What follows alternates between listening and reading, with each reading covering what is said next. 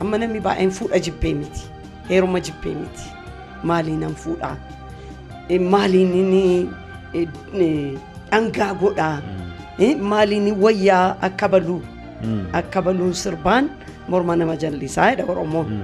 Kanaafuu kan amma nama balleessaa jiru maali riyaan koo akkasitti fuudhee riyaan koo akkasitti heerumtee ani eenyuu gadi isa jedhuudhaani fokkorsoodhaanitu kana keessa galu.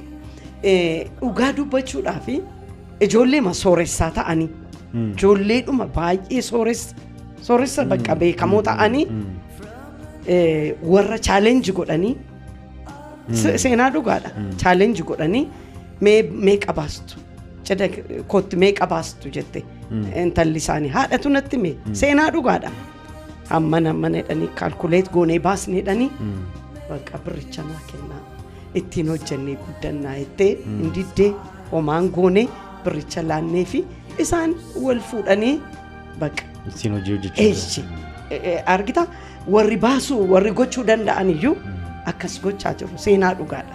Kanaafuu dargaggooti keenya utuu gowwoomuu baatanii jedhaan asirratti maaliif birrii baasan sana borittiin jiraatu har'a gaafa isaan wal fuudhan koo borimmoo ijoollee dhalata gatii ta'ee fi waan baay'eet isaan eeggata gatii ta'ee fi utuu hubannaa kana godhatanii hin danda'ama utuu homaa tokko hin godhin akkasumatti akkaataadhuma inni aadaa wal fuudhu jira.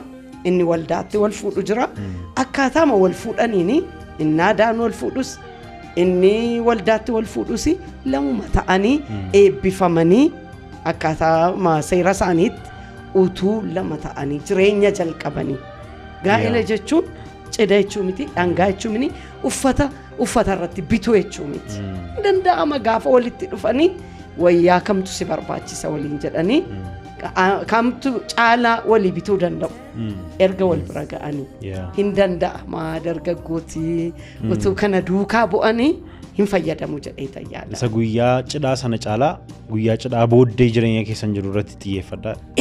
Maaliif beektaa namoota baay'eetu akkuma ingidaan sila jedhe qooda walitti gammadanii liqiin mataarra galagaleera lola fidaa gargar ba'umsa fidaa walitti dhufuu isaaniirra gammaduurra walitti dhufuu isaanii abaaruu jalqabu jechuudha. Ofii balleessanii fuudhicha jibbuutti ga'u.